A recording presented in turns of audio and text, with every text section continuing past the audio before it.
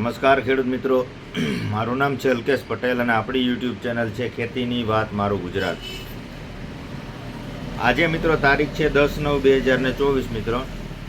તો જે ડુંગળીના વાવેતર કરતા હોઈએ છે જે ખેડૂત મિત્રો એને ભલામણ છે કે 10 તારીખ, આજે 10 તારીખ છે, 10 તારીખ સુધી જે લાલ ડુંગળીનું વાવેતર 10 તારીખ સુધીનું કરવાનું હોય છે. 15 તારીખ પછી જે વાવેતર કરવાના થતા હોય છે જે મિત્રોને, એને માત્ર પીળી પત્તી વાવવાનો જ આગ્રહ રાખશો.